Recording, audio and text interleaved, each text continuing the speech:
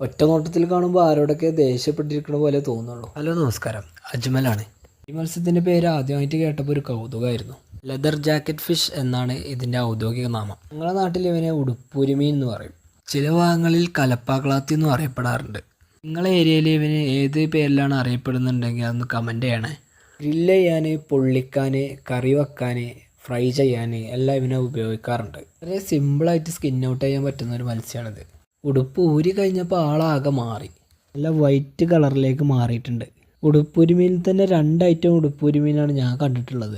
ഇപ്പം എൻ്റെ കയ്യിൽ ഇരിക്കുന്നത് നല്ല വൈറ്റ് കളറാണെന്നുണ്ടെങ്കിൽ ചിലത് നല്ല പിങ്ക് കളറായിട്ടും കാണപ്പെടാറുണ്ട്. പിങ്ക് കളർ നമുക്ക് വല്ലപ്പോഴും മാത്രമേ കിട്ടാറുള്ളൂ. ഉടുപ്പുരിമീനിൻ്റെ വായുഭാഗവും കണ്ണും തമ്മിൽ 8 സെൻറ്റിമീറ്ററോളം ഡിഫറൻസ് വരുന്നുണ്ട്. ഇത് പ്രായത്തിനനുസരിച്ച് പല വ്യത്യാസങ്ങളും ഉണ്ടാവാം.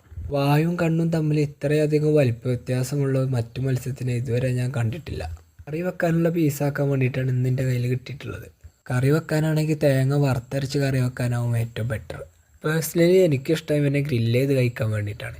ഇതിൻ്റെ മുള്ള് വരെ അത്രയും സോഫ്റ്റാണ്, നമുക്ക് കടിച്ച് പറിച്ച് കഴിക്കാൻ പറ്റും. 10 മുതൽ 100 മീറ്റർ വരെ ആഴത്തിൽ സമുദ്രത്തിൻ്റെ ചെളി നിറഞ്ഞ പ്രദേശങ്ങൾ, അതുപോലെ തന്നെ പഴയ പുറ്റുകളുടെ ഇടയിലൊക്കെയാണ് ഈ മത്സ്യം കൂടുതലായിട്ട് കാണപ്പെടാറുള്ളത്.